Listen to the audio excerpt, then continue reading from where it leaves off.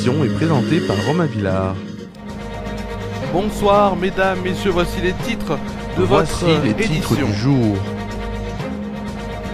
Nous allons évoquer ce soir un attentat de disparition islamiste des joueurs à Saint-Etienne visant une épreuve des JO, une personne a entré de son provisoire. Nous parlerons aussi des excréments qui se jettent dans la Seine depuis quelques jours. Nous verrons ce que dit un ancien chercheur du CNRS plutôt.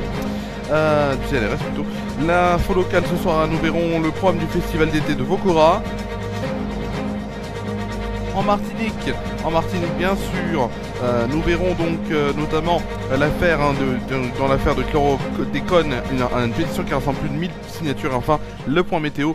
Donc tournons sur On, France Métropolitaine ainsi que l'éphéméride de demain. C'est bien sûr, on est en direct sur FRA News alors qu'il y a eu encore ce problème technique, j'en suis encore désolé sur le début des titres.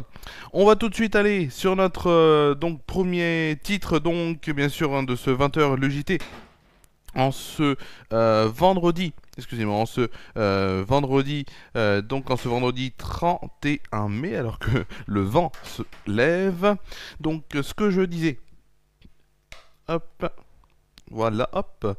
Donc, cet attentat déjoué, et donc il s'agit donc du premier attentat déjoué contre les Jeux Olympiques et les Jeux Paralympiques de Paris. C'est ce qu'affirme donc ce vendredi Gérald Darmanin, un projet d'attentat d'inspiration islamiste qui visait les épreuves de football des Jeux Olympiques de Paris a été déjoué à Saint-Etienne, dans la Loire, bien sûr, par les services de renseignement. C'est ce qu'a fait savoir le ministère de l'Intérieur. Le ministère de l'Intérieur a précisé que c'est un ressortissant tchétchène de 18 ans, soupçonné de vouloir commettre un attentat d'inspiration islamiste qui a été interpellé mercredi 22 mai dans la ville à l'occasion des épreuves de football qui se dérouleront au stade Geoffroy Guichard. Le jeune homme interpellé a été mis en examen pour association de malfaiteurs terroristes et placé en détention dimanche. C'est ce qu'a fait savoir le parquet national antiterroriste, donc dit le PNAT. Il était inconnu des services des forces de l'ordre et n'était pas fiché S, c'est ce qu'a précisé une source proche de l'enquête à France Télévisions. Le PNAT qui lui est reproché d'avoir, au nom de l'idéologie djihadiste du groupe État islamique, a envisagé de commettre une action violente, notamment en ciblant des rassemblements de supporters en marge d'événements sportifs devant se tenir à Saint-Etienne pendant les Jeux Olympiques. Également dans l'actualité, c'est donc le fleuve qui doit accueillir plusieurs épreuves des Jeux Olympiques de Paris 2024, mais Michel Riotto, qui est président d'honneur de France Nature Environnement et ancien ingénieur de recherche au CNRS, craint des difficultés. Alors en raison de la météo de ces dernières semaines, l'ancien ingénieur a exprimé ses craintes auprès de BFM TV quant à la qualité d'eau du fleuve. En raison de milliers de mauvais branchements dans l'usine d'assainissement de Valenton, dans le Val-de-Marne, Michel Riotto a expliqué que les eaux de toilette sont déversées dans le réseau des eaux de pluie qui n'est pas filtré et ça passe directement dans les rivières ou la Seine. Presque 80% de la pollution de la Seine, en dehors des orages et des grosses pluies, sont liés à ces mauvais branchements. C'est ce qu'indique l'ancien chercheur. Donc un comble pour les épreuves de triathlon ou de nage en eau libre qui doivent se tenir dans le fleuve cet été. Si Michel Riotto constate que l'eau de la Seine s'est grandement améliorée ces 30 dernières années, il y a encore des efforts à faire selon lui. Et d'ajouter aussi, ces mauvais branchements sont une plaie qu'il faut absolument résoudre, il y en a des milliers à modifier donc ça va prendre un peu de temps. Suite à l'annonce de la maire de Paris, Anne Hidalgo, qui a assuré qu'elle piquerait une tête dans la Seine en amont des Jeux Olympiques, des milliers d'internautes ont appelé à déféquer dans la Seine le jour de la baignade avec le hashtag « Je chie dans la Seine » le 23 juin sur X, anciennement Twitter. Finalement, la plaisanterie pourrait être devenue une réalité. Dans l'actualité locale maintenant, bien sûr, le 27e festival d'été de l'association Vokora a été dévoilé samedi dernier. Il se déroulera du jeudi 11 au samedi 20 juillet prochain avec un programme de 10 concerts riches et variés. Auparavant, le mercredi 10 juillet, donc soit un jour avant, à 20h30, un atelier chœur basque avec Jordi Frexa, Puis du jeudi 11 au dimanche 14, un stage de chant initié par Clémentine Bourgoin, qui est chanteuse lyrique, et Christian Van Besseler, pianiste, enseigneront la technique vocale et un travail de mélodie ou air issu du répertoire classique à l'école de musique Archeglo. Une audition de fin de stage aura lieu le dimanche 14 juillet à 16h30. Le samedi 20 juillet, un atelier de flamenco se tiendra dans la salle Georges Brassens, donc à Tournon-sur-Rhône, à 14h30 avec Coralie Cazorla. Alors bien sûr, les concerts débuteront le jeudi 11 juillet à 20h45 à la collégiale Saint-Julien de Tournon-sur-Rhône avec la polyphonie basque du chœur de Bayonne, suivi le samedi 13 juillet à 20h45 par la Chacana, un voyage chez les Incas et les Conquistadors, flûte Renaissance, flûte andine et précolombienne, voix, percussion, lutte Renaissance espagnole, guitare Renaissance, harpe Renaissance et sud-américaine en l'église donc de Tal-Hermitage. Le programme se poursuit dès le lundi 15 juillet à 20h45 avec l'octuor vocal féminin Oka en l'église de Mauve, puis le mardi 16 juillet à 20h45 Henri Salvador par les grandes gueules de la cour, dans la cour d'honneur du lycée, Gabriel Faure bien sûr, et le jeudi 18 juillet donc à 20h45 en l'église de Saint-Félicien, un quatuor de nouveaux talents, Pro String Quartet, puis le vendredi 19 juillet à 20h45 dans la cour d'honneur du lycée Gabriel Faure, IM Trio et Yari Varijashri Venugopal, jazz et musique carnatique, Inde du Sud, et le programme bien sûr s'achèvera le samedi 20 juillet à 20h45 dans la même cour d'honneur du lycée avec Barodrome, Flamenco Bibo, avec Luis de la Carrasca. On a eu un petit problème technique, mais qui s'est résolu assez vite. Tout de suite, direction la Martinique, où nous allons parler de ce procès retentissant qui va avoir lieu donc le 10 juin prochain. Bien sûr, le procès en appel dans l'affaire qu'on dit de la chlordécone plutôt, qui se tiendra donc le 10 juin prochain. Les membres du Lianage pour dépollier Martinique se mobilise et appelle donc la population à faire entendre sa voix. En ce sens, une pétition a été lancée le 30 avril dernier. La loi califère qui a été votée à l'Assemblée nationale le 29 février dernier vise à inscrire dans la loi la responsabilité de la France dans le scandale du pesticide qui a empoisonné les populations de Martinique et de Guadeloupe. Alors bien sûr, le texte prévoit également de dédommager l'ensemble des victimes. Pour la membre du collectif, cette action est un moyen de faire pression sur la procédure. La pétition recueille pour l'instant 1224 signatures et 121 personnes l'ont signée aujourd'hui. Elle est à retrouver sur le site de change.org, donc plutôt change.org, c'est mieux, en tapant dans la barre de recherche le tout en majuscule, pollution, chlordécone, donc CHLORDECONE,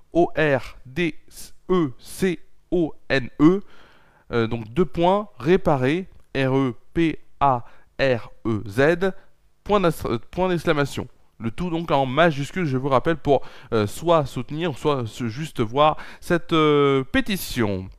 Hier, on a eu bien sûr donc du football avec le premier match de ces deux matchs qui vont concerner notamment Saint-Étienne et Metz, puisque c'était le match aller des barrages pour donc pour que une des deux équipes soit en Ligue 1 la saison prochaine et l'autre en Ligue 2. Saint-Étienne qui est donc venu de Ligue 2 et Metz venu de Ligue 1. Saint-Étienne s'est imposé dans le match aller 2-1. La saison pour la saison prochaine, ça c'est pour le match, mais match retour dimanche à 17h.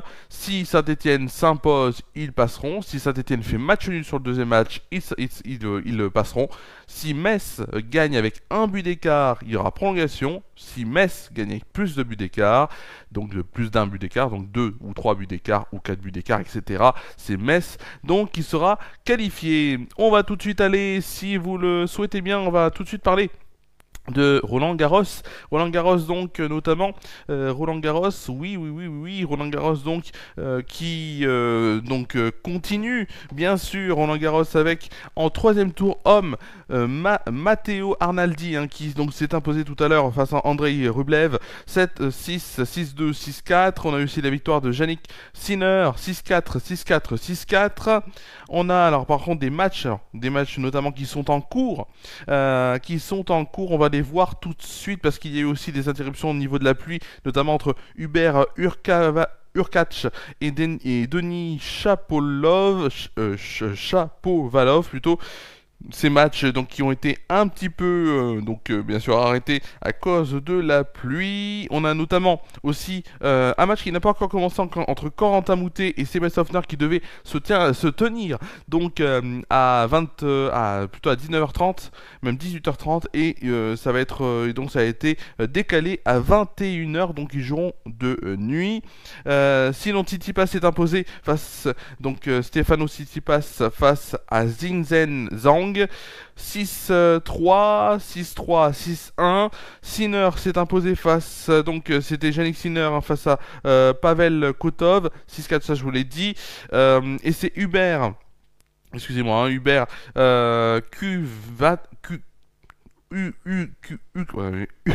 Hurkacz face donc à Denis Shapovalov.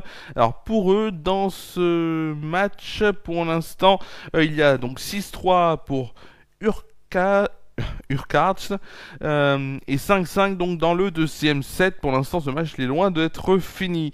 Bien sûr aussi à part que 6 peut-être ce match a été décalé puisque Corda Alcaraz pour l'instant ne s'est pas encore lancé.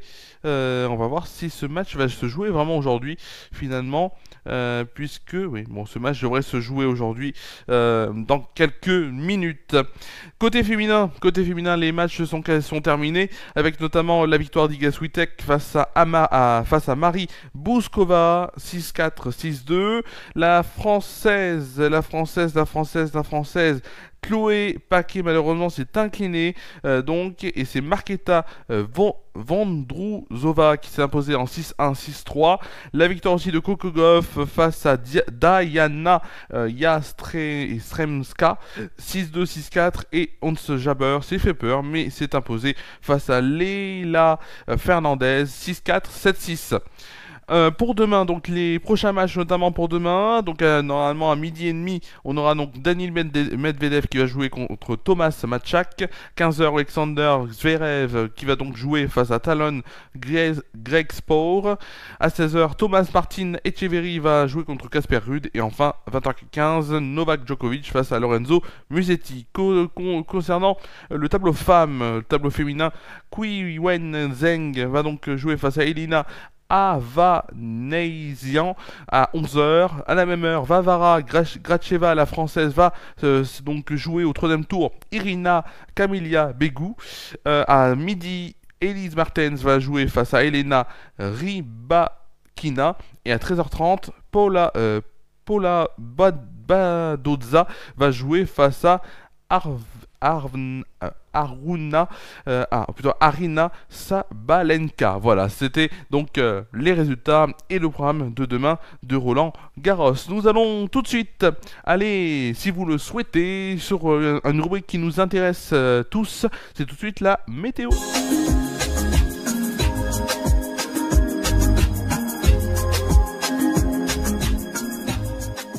La météo donc tout de suite avec bien sûr la météo. Alors on va faire un petit truc, c'est que la météo alors que j'ai oublié aussi, excusez-moi, on va retourner normalement, on va relancer le générique de la météo quand il le faudra, puisque je vous ai aussi oublié, et ça je ne vais pas l'oublier, c'est ce soir donc en football féminin, l'équipe de France féminine donc qui joue en Angleterre pour la fin de la phase allée donc des éliminatoires, notamment la phase allée des éliminatoires pour l'Euro 2025, coup d'envoi 21h, c'est donc face à l'Angleterre à Newcastle et c'est diffusé sur France 3. Tout de suite on relance le générique de la météo.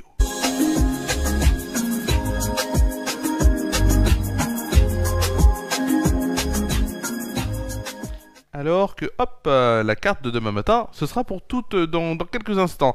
Mais tout de suite, on va commencer par la météo à Tournon-sur-Rhône avec un samedi qui s'annonce bien. Un ciel ensoleillé demain matin, 15 degrés de moyenne. Pour l'après-midi, le ciel ensoleillé sera toujours là. Au programme, 20 degrés de moyenne et nous irons plus haut avec 21 degrés de moyenne. Donc 21 plutôt degrés au plus haut et 20 degrés de moyenne, vous l'avez bien compris. C'est moi qui me mélange les pinceaux. Dimanche, ciel très nuageux donc, très nuageux matin comme après-midi, 21 degrés au plus haut de la journée. Pour la France métropolitaine et seulement pour le temps de demain. Demain matin, regardez cette carte qui s'affiche sur votre écran. Pour demain matin, les nuages dominent sur les 2 tiers nord du pays avec des éclaircies un peu plus nombreuses. Entre la Bretagne et le pays nantais. Le soleil fait de belles apparitions du sud-ouest à la Méditerranée. Les températures demain matin en moyenne dans les grandes villes, 11 degrés pour Troyes, Dijon, Bourges et Limoges, 12 degrés à Charleville-Mézières, Rouen, Cherbourg, Brest, Orléans, Nantes, La Rochelle, Lyon et Montélimar, 13 degrés pour Lille, Paris, Strasbourg, Toulouse, Perpignan et Montpellier, 14 degrés à Biarritz et Marseille. Pour le plus froid, il fera à Aurillac 7 degrés et pour le plus chaud, Ajaccio aura la température de 16 degrés.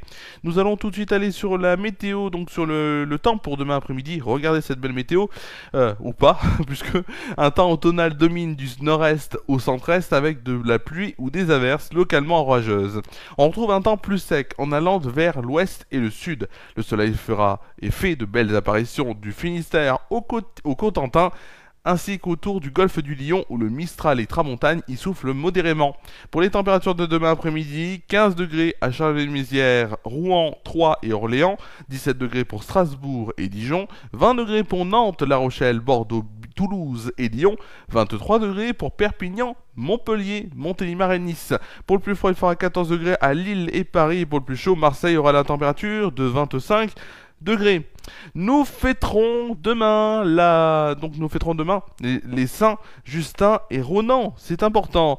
Le soleil se lèvera pour sa part à 5h51 et se couchera à 21h46. Nous gagnerons ainsi 2 minutes de soleil. Et le célèbre dicton pour demain, c'est celui-là: temps humide de juin fait chagrin. C'est tout de suite la fin de cette météo.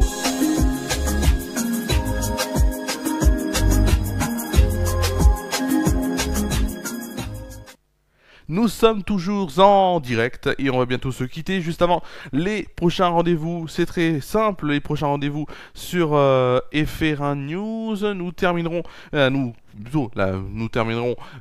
allons bien sûr aller sur mardi, puisque mardi, Bienvenue chez Romain revient sur Déclic Radio de 17h30 à 19h, en diffusion aussi vidéo sur FR1 News, la page Facebook que vous regardez actuellement pour cette vidéo. Si vous êtes sur YouTube, FR1 News, vous tapez FR1 News sur Facebook, et donc vous pourrez avoir ce direct mardi prochain, donc 17h30, 19h pour Bienvenue chez Romain sur Déclic Radio. C'est le 101.1 sur la bande FM, déclicradio.fr sur internet. Sinon, le JT, le 20h, le JT reviendra mercredi et vendredi mercredi et jeudi plutôt en direct pour une nouvelle semaine d'information.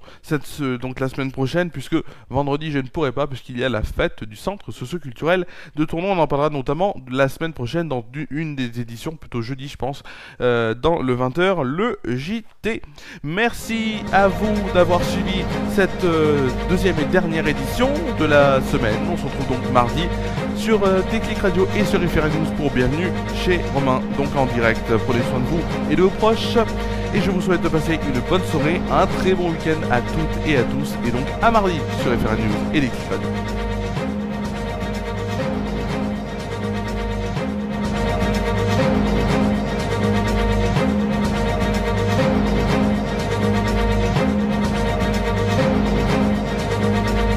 Cette émission a été présentée et préparée par Romain Villard. Cette édition est à retrouver sur les chaînes Facebook et YouTube d'FR1 News.